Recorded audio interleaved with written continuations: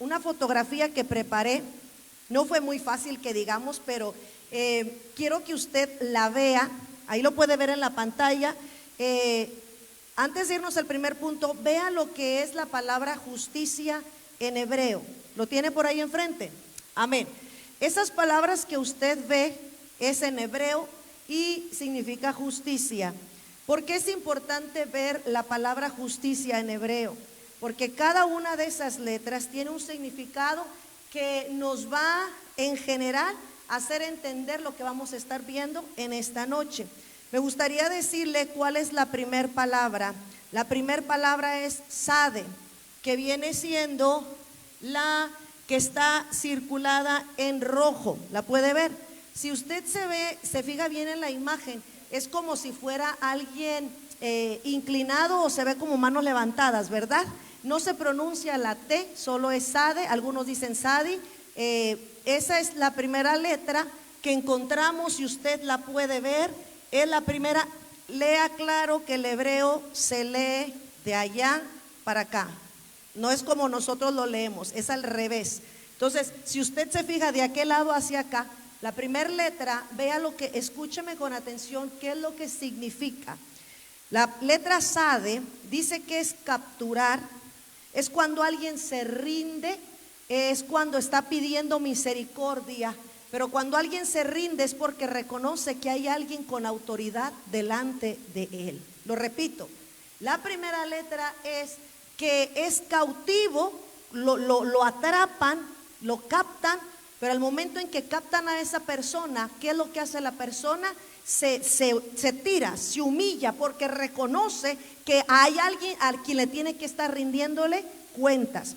La segunda letra es Dalet, que viene siendo la que está en celeste. ¿Lo puede ver? Es la segunda letra. ¿Qué significa esa palabra? Esa palabra me impresionó mucho. Dice que significa delgadez, pobreza. Es cuando alguien no come lo suficiente, y usted y yo nos damos cuenta que cuando alguien no come lo suficiente, pues hay una delgadez. Y esa palabra es cuando a nosotros nos hacen una injusticia. ¿Cómo se siente usted cuántos han pasado por una injusticia? ¿Quién ha experimentado la injusticia? Levante la mano. Dígame si tú no sientes algo dentro de ti como un vacío, como que algo te arrebataron y tú dices, es que no es justo, ¿verdad que sí? Cuando viene aquello, la palabra o esa letra, perdón, Dalet, es cuando careces de algo y dice, se trata con injusticia, tú sientes un vacío. Pero ¿qué es lo contrario? Cuando sientes o ves que te están haciendo justicia, tú te sientes satisfecho. Amén. La justicia trae satisfacción. Entonces, la segunda letra enseña pobreza, delgadez. Si usted va conectando, todo eso nos está dando una definición de justicia. ¿Está entendiendo? Veamos la tercera letra, que es Kof. Es la que viene en la parte de rosa, en la parte de la esquina. Esa es la tercera letra y habla de la santidad. Tiene mucho significado, pero solo se lo estoy dando en generales, ¿sí? La tercera letra es santidad. Nosotros sabemos que tenemos un Dios santo, amén. Y cuando se habla de justicia, la santidad que hay en nuestro Dios, una de las definiciones de justicia es equidad. Ya conmigo, equidad. Cuando Dios pone en esta tierra líderes que tienen que hacer justicia ante la gente, como lo fue Moisés, como lo fue Salomón, como lo fue David, esas personas tenían delante de ellos una autoridad que Dios les había dado. Pero hay una indicación que a los tres se les da, y lo vemos en Moisés, que una de las cosas que Dios decía, que cuando llegara el momento de hacer justicia a la gente, que no mirara si era pobre o si era rico, que la equidad hace que tiene que ser igual. En la justicia no puede haber favoritismos. En la justicia no puede haber de una manera decir, no, pues este lo conozco, me voy a inclinar hacia este. Dios tenía prohibido que la persona que llevara a cabo la justicia no se llevara no fuera de esa, no se inclinara más hacia uno y hacia otro, sino tenía que ser igual. ¿Por qué se hace eso? ¿Cuántos sabemos que Dios no nos ve por lo que tenemos o por lo que somos, sino porque Dios es santo? Dios sabe cómo nos ve a nosotros. Amén o no amén. Y esa palabra es la kof, es santidad, la palabra kof. La última palabra es hey o hey. Una de las cosas que estaba estudiando y me gustó, dice que el hey viene como si lo dijeras desde lo más profundo, y usted y yo sabemos que el que nos da aliento de vida es Dios, ¿verdad? Y dice que es como cuando sale hey, así, de esa manera. Es la última letra, no se ve muy bien en la pantalla, pero es la que está en verde, ¿sí? Hey o hey, como lo quiera, ¿verdad? Le digo, yo no estudié hebreo, solo le estoy trayendo porque considero que es de bastante ayuda cada una de estas letras. Escuche qué significa esta letra, es restituir. ¿Qué significa restituir? Volverlo a poner. Es cuando te dan algo, es cuando, ¿cuántos sabemos que si algo se perdió en el Edén fue la comunicación y la relación con Dios y el hombre? Amén. Y una de las cosas que Jesucristo vino a hacer, ¿cuál fue? Restaurar nuestra relación con Dios. Vino a que esa comunicación otra vez volviera. Y esa letra significa restituir una comunicación cuando te dan. Nosotros tenemos que tener muy presentes que si nosotros podemos tener una relación, una comunicación con Dios, es gracias a Jesucristo. Amén. Entonces, cada una de esas letras en rangos generales o en rasgos generales entendemos. Yo con esto ya pudiera terminar el estudio bíblico, créamelo, porque la palabra justicia en cada una de esas letras nos está diciendo todo el contenido. Amén. Veamos el primer punto y espero que le haya sido de bendición esto. Amén. A mí me fue de mucha bendición. Veamos el primer punto y es: el trono de Cristo será de juicio y de justicia. Váyase a Isaías capítulo 9, versículo 6. Es importante que usted viera la palabra justicia en hebreo, es sedaka o sedaká. Esa palabra justicia tiene mucho que enseñarnos, y yo nada más se lo estoy diciendo así en general, pero mientras yo estaba estudiando me quedé tan sorprendida de ver cómo una palabra extraída del hebreo, cada letra en realidad te está diciendo todo, ¿sí? Y veamos, cuando se habla del trono de Cristo, usted puede ver ahí conmigo, lo tiene Isaías capítulo 9, en el versículo 6. ¿Cuántos sabemos que el rey del cual es Jesucristo, una de las cosas que el profeta Isaías dice es que tenía que ser israelita? ¿Cuántos sabemos que Jesús viene de la tribu de Judá? Tenía que venir de ahí, porque vea cómo dice Isaías capítulo 9 en el versículo 6. ¿Lo tiene? Porque un niño nos es nacido. Deténgase.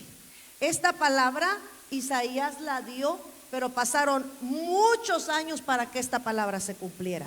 Pero observe bien cómo el profeta Isaías está hablando como que viene de nosotros. Un niño nos es ¿qué? Nacido. Vea la palabra nos es nacido. No está diciendo es nacido. Cuando él dice nos es nacido, Isaías, el profeta Isaías, está haciendo entender que iba a salir ¿de dónde? De ellos mismos. Amén. Aleluya. Siga viendo. Veamos los títulos que se le dan al Mesías, y son 5 títulos, y usted también los puede ver ahí en la pantalla. Lea ahí en la escritura. Dice: un niño nos es nacido, hijo nos es dado, y el principado sobre su hombro, y se llamará su nombre admirable. ¿Qué más? Consejero. ¿Qué más?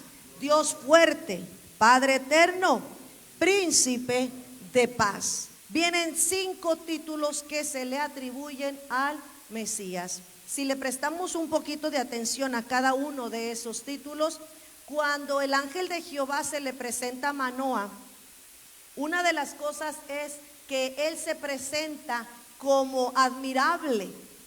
Y muchos se han preguntado que dónde aparece Jesucristo en el Antiguo Testamento. ¿Cuántos sabemos que dice la palabra que el verbo estaba desde el principio? Y el verbo se hizo carne y habitó entre nosotros. ¿El verbo quién es? Jesucristo. ¿Cuántos sabemos que desde el principio de la creación ya estaba Jesucristo? Y cuando viene la palabra admirable, usted y yo tenemos que entender que es un título de grande valor. Y ese título se le está otorgando ¿a quién? A Jesucristo. Vea, un niño nos es dado y está diciendo que se le va a decir o se le va a conocer como admirable. Otro de los títulos es consejero. Nosotros sabemos que tenemos un Dios soberano. ¿Qué es soberano? Soberano es el que tiene la máxima autoridad. Denle un aplauso fuerte a nuestro Dios. Aleluya. Bendito es nuestro Dios. Cuando tú ores y estés en la presencia de Dios, ahí recuerda que tienes un Dios soberano, que el que tiene la máxima autoridad, el que tiene la primera y la última palabra es Dios. No es el doctor, no es tu amigo, no es el vecino, es Dios. Él es la máxima autoridad. Él está por encima de todo y de todos. Él es un Dios soberano. Y cuando dice consejero, quiere decir que en Él está esa máxima autoridad, esa máxima sabiduría. En Él está lo más grande que se pueda encontrar. Y ese es uno de los títulos que también se le da al Mesías, consejero. Él no necesita consejo tuyo y mío, créelo. Decía por ahí un dicho, ¿verdad? Muy famoso, a lo mejor usted lo ha escuchado, que dice por ahí: si tú quieres hacer reír a Dios, cuéntale tus planes. Porque cuando tú le empiezas a contar a Dios, mira, yo voy a hacer esto, me gustaría hacer esto, ¿qué dice Dios? Si supieras que yo estoy pensando diferente a tus planes. Y sabemos que Él es consejero. ¿Cuántos sabemos que una de las maneras en que nosotros vemos al Espíritu Santo es que es consejero? ¿Lo sabía, verdad que sí? ¿Se da cuenta que la Trinidad está envuelta aquí? El Padre, el Hijo y el Espíritu Santo. Aleluya. Otro de los títulos, Dios fuerte. En Deuteronomio capítulo 10 versículo 18 dice que Dios, cuando se está mostrando a Israel, Él dice: Él es Dios de dioses, Señor de señores. Él Dios poderoso, reconoce y sabe y no ignora, créalo, que aquí en la tierra hay muchos dioses con D minúscula. Por eso usted nunca escriba Dios con D minúscula, porque con D minúscula es cualquier Dios aquí terrenal. Amén. Y Él dice: yo soy Dios con D mayúscula de dioses. Vuelve a mostrar su soberanía. Él está por encima de todos los dioses. Aleluya. Y también dice: yo soy Señor de señores. Y Señor, cada que usted escriba algo referente a nuestro Dios eterno, soberano, cada que usted escriba, por favor escríbalo con mayúscula. La primera letra escríbalo con mayúscula. Cuando dice Hijo de Dios, la H, use la mayúscula. Amén. Porque no está hablando como tú y yo somos hijos de Dios, pero con H minúscula. Pero Él es hijo de Dios con H mayúscula. ¿Entiende esto? Observe bien las escrituras. Cuando en los evangelios viene hijo de Dios, viene con mayúscula. Amén. Y cuando se habla de Dios fuerte, Él dice: yo soy Dios de dioses, Señor de señores. Dice: grande, poderoso y temible. Algo que a mí me gusta mucho recordar es que cuando los espías llegaron a Jericó, esta mujer, la prostituta Rahab, dijo lo siguiente. Dice: nosotros le tenemos miedo, le tenemos temor al Dios de ustedes, porque hemos oído lo que su Dios ha hecho allá en las otras naciones. Ella entendía que esos espías tenían un Dios que era temible, que era grande y que era poderoso. ¿Y qué cree? Es el mismo Dios que tú y yo también tenemos. Grande, poderoso y temible. Aleluya. Él es grande, poderoso y temible. Dios de dioses, Señor de señores.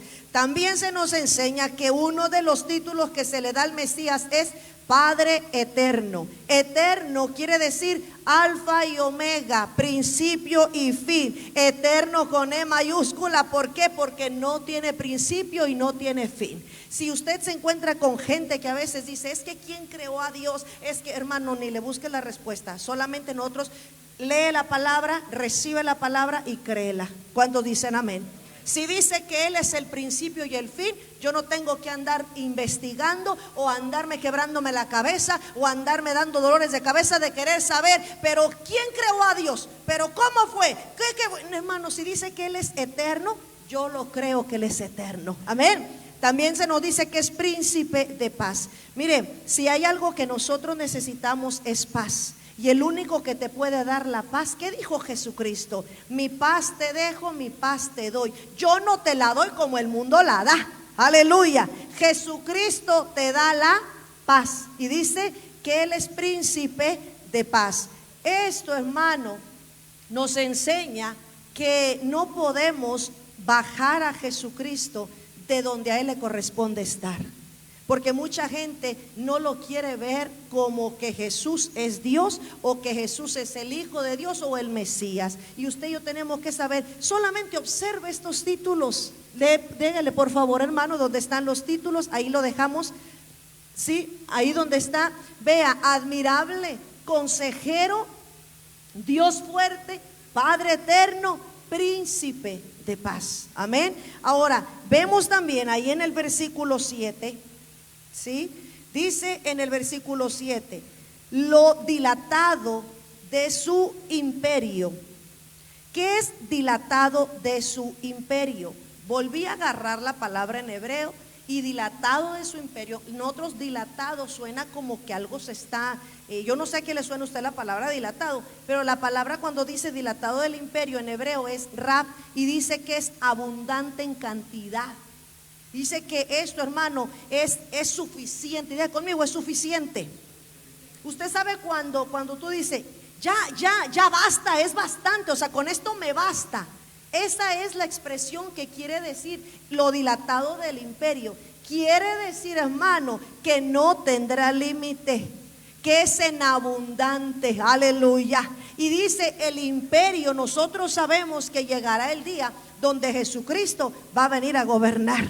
Amén. Va a venir y ya no viene como Salvador, sino viene como Rey. Amén. Y sabemos que dice que su dominio, dice lo dilatado de su imperio, quiere decir que en abundante todo lo que Él vaya a hacer. ¿Ok? Entonces dice lo dilatado de su imperio y la paz. Veamos un momento la palabra paz. Creo que esta palabra todos la sabemos, cómo se dice. ¿Cuántos han escuchado la palabra shalom? Amén. ¿Cuántos saben esa palabra? Es una palabra que es muy conocida.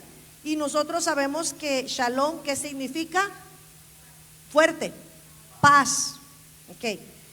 La palabra, si lo damos un poquito más profundo, ponga atención, dice que es estar seguro en tu cuerpo, en tu mente o en cualquier estado en el que tú estés.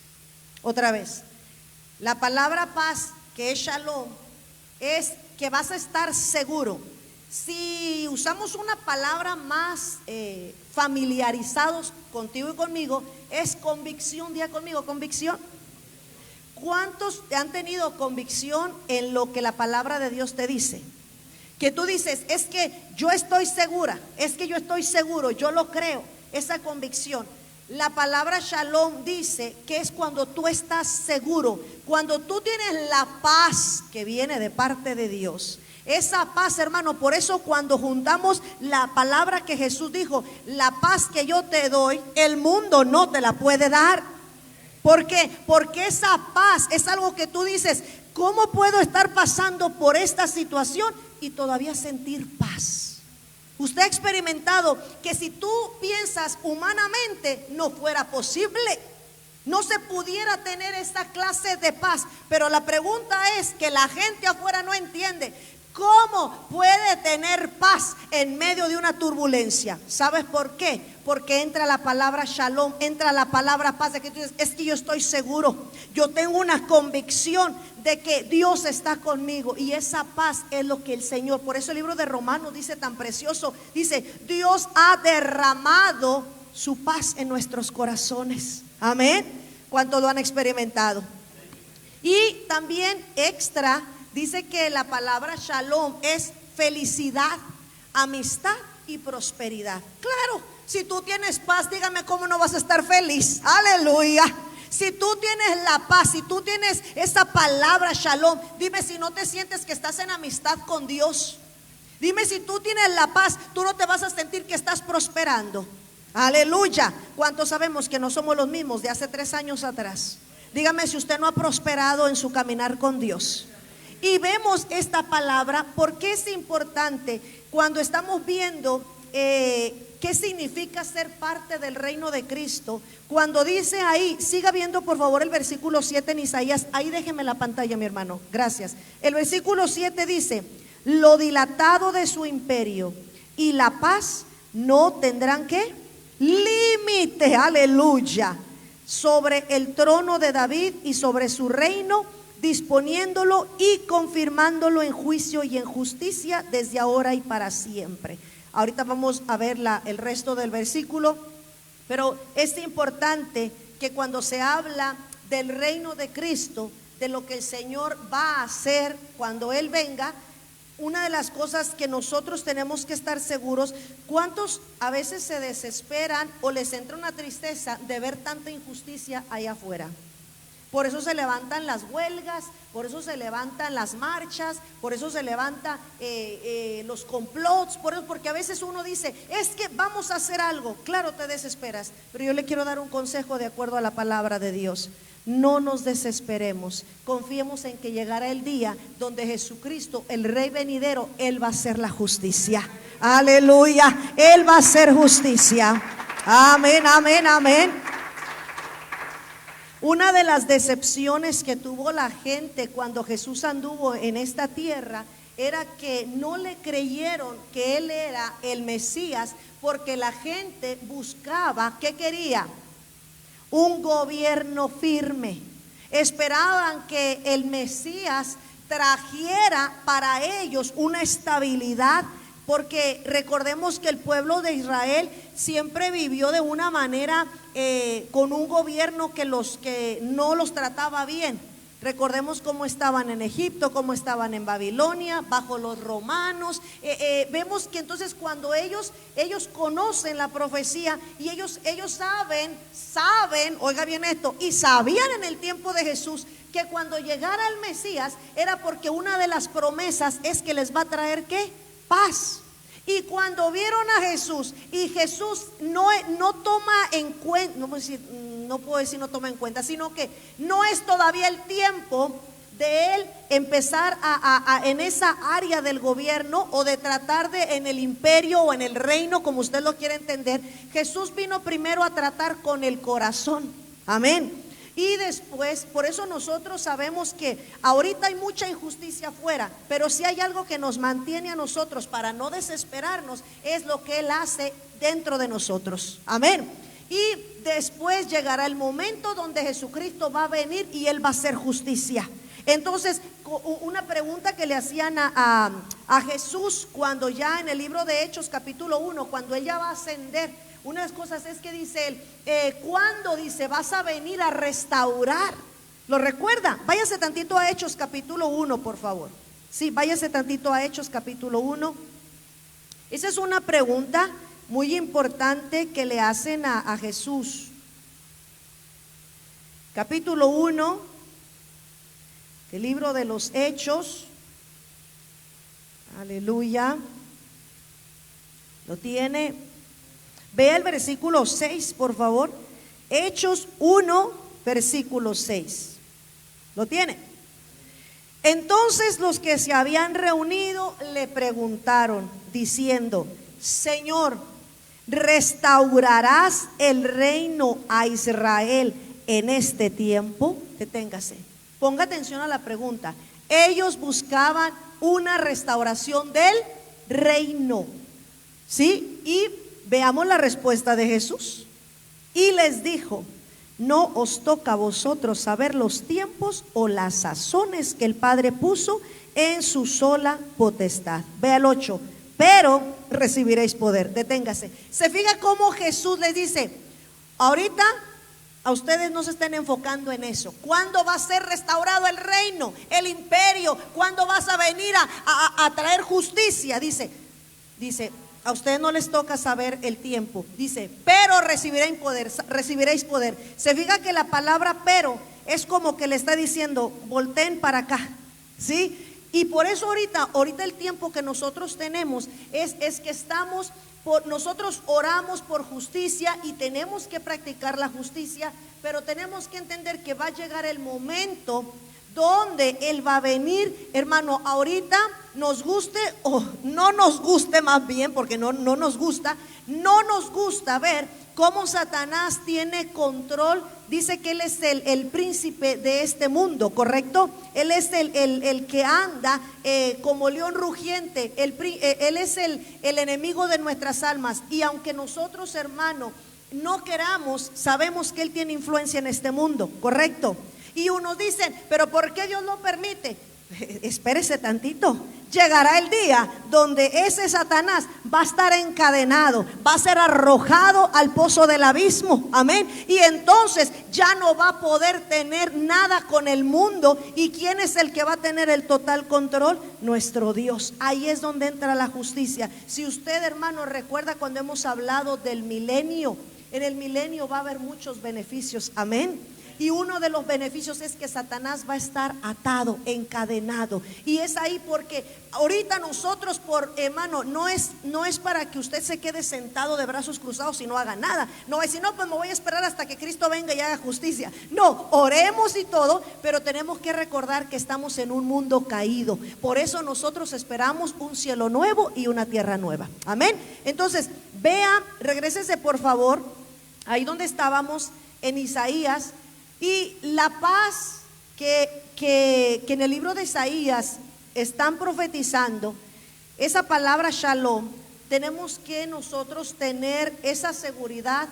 Mientras, hermano, nosotros, para no desanimarnos de lo que vemos allá afuera, porque ayer yo oraba mucho por todo lo que se está celebrando en el mes que pasó, y ya tú no puedes ir a un lugar público porque realmente se le dio mucha promoción al pecado, y decía: Señor, no cabe duda que esto es una abominación grande.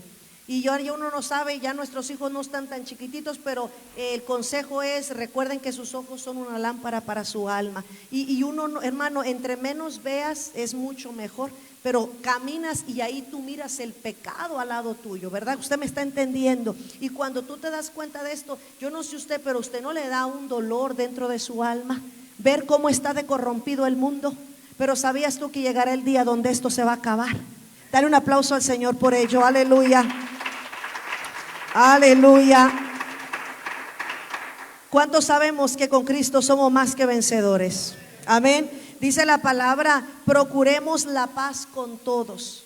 Nosotros tenemos que tener esto bien firme, esa palabra shalom, estar seguro de que con Cristo somos más que vencedores, estar seguros, tener esa manera de vivir, hermano, de estar en paz con la gente. Una de las bienaventuranzas que dice en Mateo capítulo 5, dice: bienaventurados los pacificadores.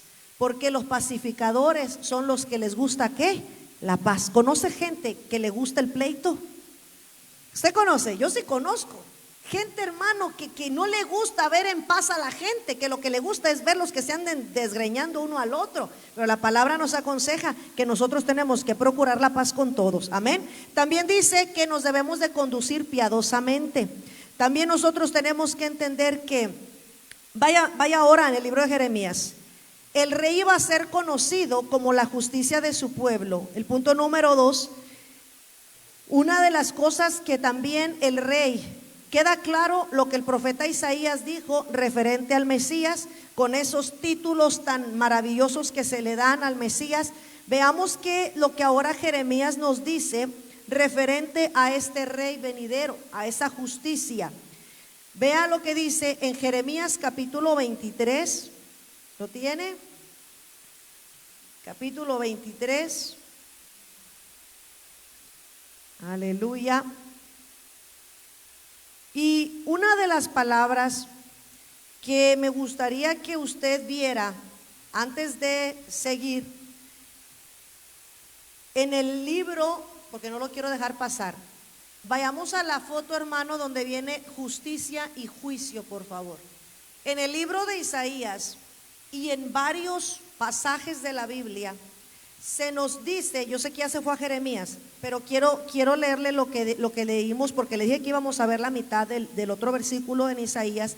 Dice, hablando del Mesías, sobre el trono de David y sobre su reino, disponiéndolo. Veamos cuando dice sobre el trono de David. Los fariseos batallaban para entender cómo Jesús podía ser hijo de David y cómo a la misma vez podía ser Padre eterno. Los judíos sabían que la profecía de Isaías, una de los títulos, recuerda que era Padre eterno. Y recuerda que cuando Jesús hacía milagros y cuando le dijeron, ¿quién te da derecho a perdonar pecados? Cuando Jesús le decía, tus pecados te son perdonados, cuando le dijo al paralítico. Los judíos, conocedores de la ley, sabían que el único que podía perdonar pecados, ¿quién era? Dios. Y cuando Jesús dice, tus pecados te son perdonados, la gente se le va brava a Jesús, porque dice, ¿y tú por qué? ¿Quién eres tú para perdonarle los pecados a este? Y vemos que Jesucristo, uno de los títulos, ¿cuál es? Padre eterno, porque Jesucristo es Dios, es Padre eterno. Pero también cuando está el ciego y está diciendo, Jesús, hijo de David, ten misericordia de mí, la gente oye y dice, hijo de David. Entonces tanto los fariseos, los religiosos como los judíos no les entraba en su mente humana decir, ¿cómo puede ser hijo de David y cómo puede ser Padre eterno? Y la profecía de Isaías, eso es lo que dice. Escuche, lo que estábamos viendo ahorita, de un minuto, dice, sobre el trono de David. La profecía dice que él iba a venir. Nosotros sabemos que después de que David ya no era rey, vinieron otros reyes después de David. Amén o no amén. Pero ¿cuántos sabemos que esos reyes fallaban? Pero dice la escritura que iba a venir un rey de la descendencia de David, y dice que su reino no iba a tener ¿qué? Fin. ¿De dónde viene Jesucristo? De la descendencia ¿de quién? De David. Y eso es lo que, por eso, hermano, no lo entendían los judíos y los fariseos. Y refiriéndose, ellos conocían lo escrito del profeta Isaías. Y dice también el mismo versículo que lo iba a disponer, hablando del Mesías, preste atención, lo iba a disponer confirmándolo en juicio y en justicia. Usted va a leer en la palabra, a veces vienen esas dos palabras juntas. ¿Cuántos se han dado cuenta que a veces viene justicia y juicio? Levante la mano, ¿quién lo ha visto eso? Varias ocasiones. Y a veces batallamos para ver que no es lo mismo justicia y juicio. No. Veamos qué es la palabra justicia y veamos qué es la palabra juicio. Primero, la definición de justicia es rectitud, equidad, honradez. Si hablamos de las leyes terrenales, ¿sabías tú que las leyes terrenales están escritas, pero están basadas de una manera en la Biblia? Delante de una corte suprema, delante de la ley terrenal, si tú matas, estás faltando, violando la ley. Si tú robas, estás faltándole a la ley terrenal. Pero ¿de dónde vienen esos estatutos? ¿O de dónde viene esa ley? De la Biblia, si le pones atención. Y una de las cosas es que dice la palabra que Abraham, cuando le creyó a Dios, le fue contado como justicia. Y te das cuenta que cuando Abraham le creyó a Dios y le fue contado por justicia, todavía no estaba la ley. ¿Qué nos enseña esto? Que la gracia de Dios viene primero que la ley. Lo repito, la gracia viene primero que la ley. ¿Cómo es que nada más porque Abraham le creyó a Dios, fíjate, solo porque le creyó, le fue contado por justicia? Y dice la definición de justicia: rectitud, equidad, honradez. Eso, hermano, una de las cosas es que la justicia te va a liberar o te va a culpar. Cuando nosotros, si hablamos de una manera, hay una diferencia. La ley terrenal la mueve mucho el hombre. Ahorita puede decir que esto es la ley y 10 años más tarde te dice, oh no, ya es permitido, ¿verdad que sí? Pero la ley, la palabra, la justicia de Dios, perdón, la palabra de Dios, ¿cuántos sabemos? Dice, el cielo y la tierra pasará, pero mi palabra no pasará. La palabra de Dios no cambia. La palabra de Dios permanece para siempre. Entonces, la justicia, nosotros nos damos cuenta que cómo nosotros practicamos la justicia, o cómo me doy cuenta, de facilito se lo voy a poner. Cuando tú vayas a hacer algo, tú solamente pregúntate, ¿esto lo aprueba Dios? Si lo aprueba, estás haciendo la justicia. Si no lo aprueba y tú lo haces y yo lo hago, estamos practicando ¿qué? La injusticia. Estamos siendo faltos delante de Dios. Y nosotros sabemos que la justicia, por medio de los estatutos de Dios, la justicia es buena. ¿Cuántos dicen amén? ¿Por qué es buena? Porque aquí hay estatutos, mandatos que Dios estableció. Yo no sabía, nosotros sabemos que los 10 mandamientos tienen mucha fuerza en nosotros como cristianos, pero en los judíos dice que ellos tienen como 600 mandamientos, o sea, cosas que ellos tienen que estar. El judío se basa mucho en la ley, en lo que tengo que hacer. ¿Y cuántos de nosotros sabemos que si hacemos algo, no es nuestra obra, es la gratitud y el amor que le tenemos a Dios? Dígame, ¿por qué tú no robas? ¿Por qué tú no mientes? ¿Por qué tú no codicias? ¿Por qué yo no miento? ¿Por qué yo no codicio? ¿Por qué no mato? ¿Qué acaso no es porque amamos a Dios? El amor a Dios nos hace hermano. Pero también, mientras el cristiano no llega todavía a amar a Dios lo suficiente, si no lo hace por amor a Dios, lo hace por temor a Dios. Porque dice, y si yo hago esto, yo no quiero, porque sabemos que el faltarle, vamos a ser culpables. Amén. Y la ley es buena, la justicia de Dios es buena, porque nos hace que el Señor nos declare, ¿eres culpable o eres libre? Eso es lo que hace la justicia. Ahora, la palabra juicio a veces nos suena a condenación. ¿Cuántos le ha sonado la palabra juicio? Juicio, hay condenación. Pero la definición correcta de la palabra juicio es el veredicto. ¿Qué es el veredicto? Cuando ya se va a tomar la decisión. ¿Sabías tú que en una corte, tomo el ejemplo, en una corte no se puede decir culpable si primero no se tienen las pruebas suficientes? Hasta que se tienen las pruebas, entonces se llega a hacer el veredicto. Y el veredicto va a decir, esto es lo que vamos a hacer. Pero la justicia es la que te declara culpable o no culpable. La justicia primero te dice, mira, esto es la justicia, tú no hiciste esto, entonces eres culpable. O te dice, mira, aquí está la justicia, tú hiciste eso, entonces no eres culpable. Pero después viene el juicio. El juicio es el veredicto. Tiene que venir, hermano, es una revelación, es donde tú tienes todo en claro y tú dices, de acuerdo a todo lo que se ha mostrado, este es el veredicto. Y el juicio, hermano, no es condenación, es una revelación de que puedes tú decir, de acuerdo a todas las pruebas que se tienen, entonces vamos a hacer lo siguiente. Por eso cuando dice la palabra que va a llegar el día donde Él va a venir como juez y va a hacer juicio, sabemos, hermano, ¿cuántos sabemos que dice la palabra en el Evangelio de San Juan capítulo 3 que Él no vino a condenar? Amén. Dice, si tú no crees, tú solo te condenas si tú no crees. Entonces se da cuenta que el veredicto es ¿cuál es? No, hermano, entender que no, el juicio no es que te está condenando, es de que está quedando en claro de que simplemente aquí están todas las pruebas.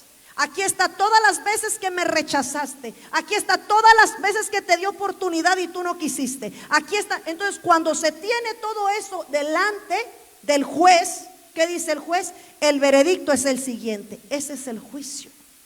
Creo que usted lo tiene ahí, ¿verdad que sí? Un ejemplo muy, muy bueno que escuché y me encantó, se lo voy a compartir. ¿Recuerda usted cuando Salomón está estrenando puesto como rey? Aparecen dos mujeres con una situación bien difícil de el niño que pues lo habían matado y lo recuerda, ¿verdad? Todo aquello. Y llega el momento donde Salomón dice: tráiganme una espada y vamos a cortarlo y mitad y mitad.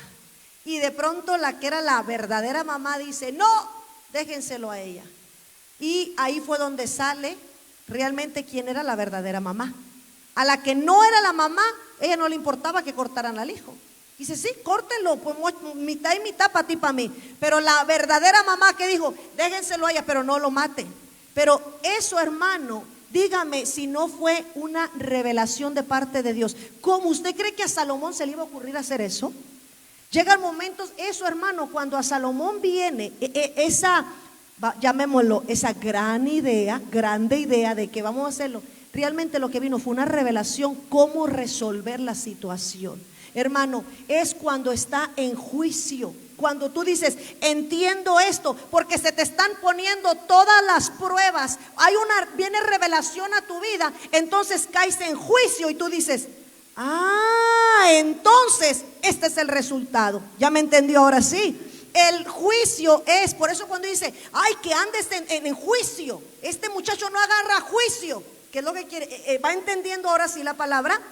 Vayamos por favor en Jeremías capítulo, aleluya, en el capítulo 23, porque usted va a encontrar esas dos palabras a veces en las escrituras, juicio y justicia. En el capítulo 23 habla Jeremías de cómo va a ser la salvación, que la grandeza de la salvación. Vea lo que dice en el 23, versículo 5 y versículo 6. ¿Lo tiene? 23, versículo 5. Veamos qué dice Jeremías referente al rey. He aquí que vienen días, dice Jehová, en que levantaré a David renuevo, ¿qué? Justo. Fíjese, levantaré a David renuevo justo y reinará como rey. Observe la palabra rey, rey con mayúscula. Aleluya. Esto es muy importante. No está hablando de un rey terrenal. Rey terrenal, R minúscula. Pero está hablando del rey de reyes, es R mayúscula. Fíjese, está diciendo este profeta: yo voy a levantar, dice, un renuevo justo, reinará como rey, el cual será dichoso, hará juicio y justicia en la tierra. Por eso nosotros sabemos que si Jesucristo vino, su primera venida vino como Salvador, su segunda venida ya no viene a salvar, viene a ¿qué? A juzgar. Viene y va a poner todo, hermano, así clarito, y viene el benedicto. Este es el juicio al infierno. Wow, esto es, imagínense.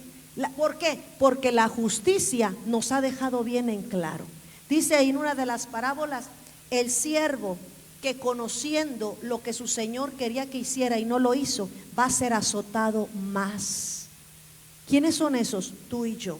Si nosotros ya conociendo la justicia de Dios, lo que la palabra del Señor dice, y aún así no lo hacemos, el azote va a ser doble. Y el que está afuera no conoce la palabra, dice, va a ser azotado, pero él no conocía la palabra. Tú conocías la palabra y no la viviste, doble azote va a ser. Fíjese, hermano, es más para nosotros. Por eso tenemos que entender que tenemos un Dios de justicia, pero también es un Dios que va a hacer juicio. ¿Cuántos dicen amén? No se me asuste, hermano. La palabra de Dios está para bendecirnos, pero también para darnos una recordada. Amén. Y nos damos cuenta que Jeremías habla de una palabra clave. Diga conmigo, renuevo. Ahí usted tiene la definición en la pantalla. Mire lo que es la palabra renuevo: brotar, crecer, florecer, verdor. Dígame si esto en lo espiritual no es lo que hace Jesucristo. Él hace, hermano, que pueda florecer donde no lo hay. Él hace que se ponga verde donde parece que ya no hay esperanza. Él hace que crezca donde parece como que ya no puede crecer nada. Él hace, hermano, que brote algo cuando tú dices, ¿de dónde salió? Jesucristo lo hizo. Y dice el profeta Jeremías, dice, un renuevo justo. ¿Quién iba a ser ese renuevo? Jesucristo. Aleluya. Siga viendo, por favor, y acompáñeme en el versículo 7 y versículo 8. Por tanto, bueno, siga leyendo ahí el 6. En sus días será salvo Judá, e Israel habitará confiado. Hermano, ahorita los judíos están esparcidos por todas partes del mundo, pero va a llegar el día donde va a tener que ser reunido. Ponga atención en algo. Cuando el pueblo de Israel salió, el éxodo, que lo conocemos, de Egipto, eran todos de un mismo lugar. Ese es el éxodo, su salida, ¿correcto? Cuando regresaron a Jerusalén, estaban en Babilonia, el retorno a Jerusalén, todos salieron de un mismo lugar. Amén. Pero esta profecía dice que en esos días será salvo Judá e Israel. Oiga bien esto, de todas partes del mundo el Señor va a hacer que Jerusalén vuelva a estar, ¿qué? Unido. Aleluya. Hermano, hay promesa maravillosa para los judíos, para el pueblo de Dios. Amén. Y esta es una profecía que se les da. Y dice que Israel, Judá, habitará confiado. Aleluya. Este será su nombre con el cual le llamarán Jehová, justicia nuestra. Va a llegar el día donde van a decir, al fin justicia. Dígame si ahorita no sufre el pueblo de Israel, pero va a llegar el día donde van a tener justicia. Amén. Y sigue viendo ahí, bueno, lo que le acabo de mencionar de Egipto, viene el versículo 7 y versículo 8. Váyase al libro de Hebreos, porque el reloj no se quiere detener. Por más que le quiero aquí apachurrar, el reloj no se detiene. Hebreos capítulo 1, por favor. Aleluya.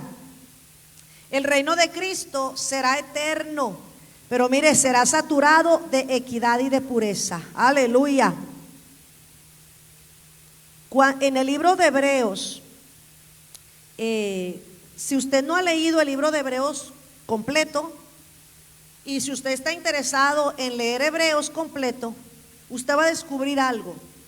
Hebreos no se conoce el autor. Muchos dicen que es este, otros dicen que es este, otros dicen que es este. No se le atribuye a Pablo porque la manera en las cartas paulinas como que no suena igual el libro de Hebreos. Por eso está como, ay, ¿será que fue Pablo el que lo escribió? Entonces el autor es desconocido. Pero lo que sí hizo este autor de Hebreos es que pone a Jesús más arriba que Moisés.